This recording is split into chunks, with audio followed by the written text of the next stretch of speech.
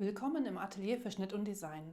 Ich bin Katja Winichner und in diesem Video zeige ich dir, wie du so eine Kapuze kopieren kannst.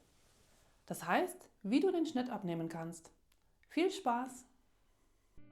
Dazu brauchst du ein genügend großes Stück Papier, dass du deine Kapuze in Originalgröße zeichnen kannst und dann das Muster schön Kante an Kante, hintere Mitte, Nähte aufeinander, gerade hin. Du musst jetzt 3 Punkte erfassen. Den hinteren Punkt, vordere Mittepunkt und den Schulterpunkt. Dazu zeichnest du zuerst einmal auf deinem Papier einen rechten Winkel. Um diesen hinteren Punkt zu erfassen, brauche ich die Differenz zur vorderen Mitte von der Höhe her.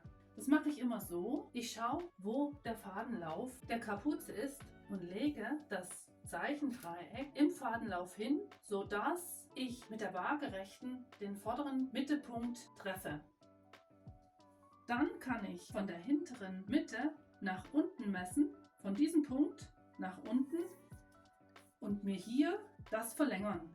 Der Höhenunterschied bei dieser Kapuze zwischen vorn und hinten beträgt zwischen 7 und 8 cm.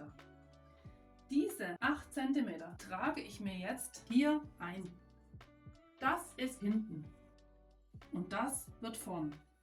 Als nächstes brauche ich die Nahtlänge der Kapuze, und zwar wo sie ins Halsloch eingesetzt wird. Das messe ich also und trage das von der hinteren Linie auf die waagerechte Linie an. Das ist der Punkt vorne. Ich verbinde nun die 2 Punkte und kann nun die Schulter bestimmen. Ich messe von hinten bis zur Schulternaht und trage dieses Maß hier an. Ich brauche noch die Überlappung in der vorderen Mitte.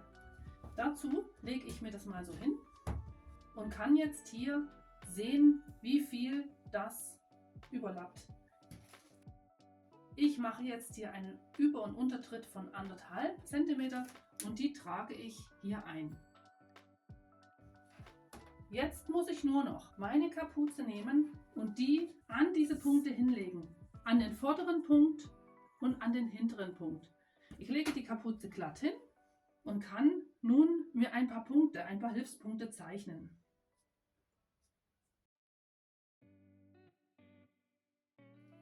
Das sieht man schon sehr schön.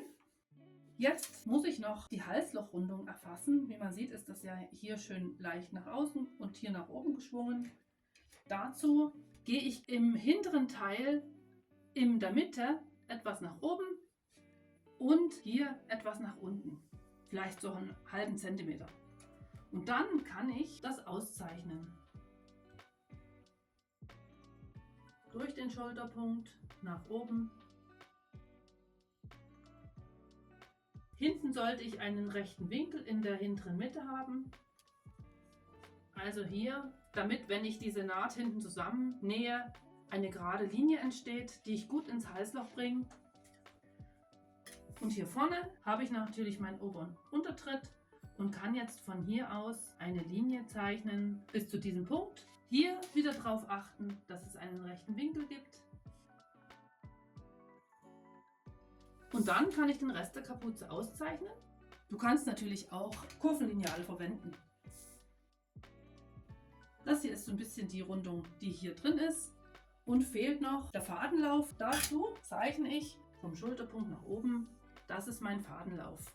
Und damit habe ich meine Kapuze erfasst.